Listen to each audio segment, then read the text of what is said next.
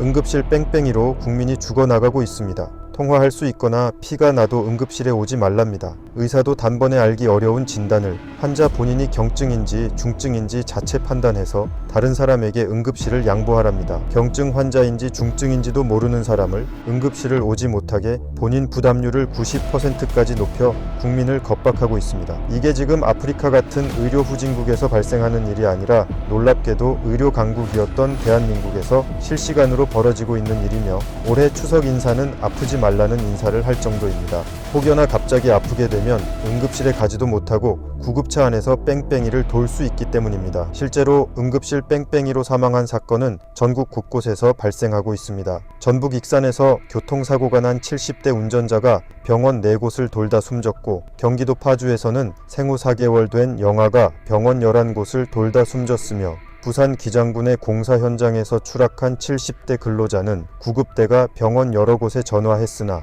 거부당하고 현장에서 50km나 떨어진 병원에 도착한 지 30분 만에 사망하는 사건이 발생했습니다. 또한 서울 도봉구 한 편의점에서 열사병으로 쓰러진 40대 응급 환자가 병원 14곳에서 이송을 거부당해 숨졌고, 광주에 위치한 조선대학교에서는 100m 앞 응급실을 두고도 이송을 못하고 다른 응급실로 이송됐던 여대생이 사망하는 사건이 있는 등 언론에 공개되지 않은 사례까지 감안하면 실제 피해 사례는 더 많을 것으로 추정됩니다. 그런데도 한덕수 국무총리는 대정부 질문에서 사망사고 사례가 잇따른다는 말은 과장이라고 말했고, 국민이 뺑뺑이로 죽어나간다는 말을 듣고 어디에 죽어나가냐며 그건 가짜뉴스라고 반발했습니다. 도대체 왜 이런 일이 일어났을까요? 윤석열 정부의 의대 정원 확대로 의사 전공의 대부분이 사직하면서 발생했습니다. 현재 의대 정원은 약 3,000명 정도인데 3,000명에서 2,000명을 더해 약 5,000명으로 증원 규모를 늘린다고 발표했습니다. 의사들은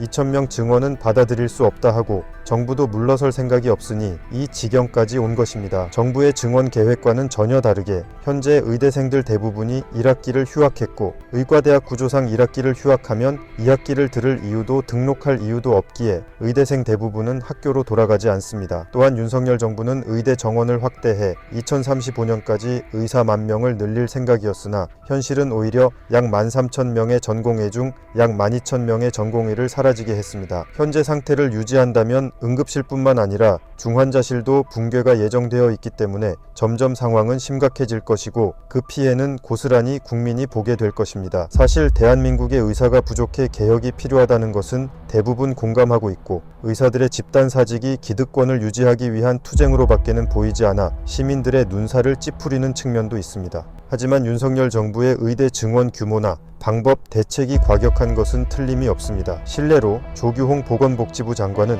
경증 환자이면 중증 환자에게 응급실을 양보하라고 말했고, 박민수 보건복지부 차관은 환자가 어떻게 경증인지 중증인지 판단하냐는 질문에 전화할 수 있고 피가 많이 나도 경증이라고 발언하는 등 이 정부는 의료 붕괴 사태의 심각성을 전혀 인지하지 못하고 있습니다. 결국 죄 없는 국민만 죽어나가는 꼴이고, 힘있고 빽있는 사람은 국민의힘 인요한 최고위원처럼 환자를 부탁하면 해결될 일입니다. 아무쪼록 여러분 아프면 큰일 납니다. 아프지 맙시다. 건투를 빕니다.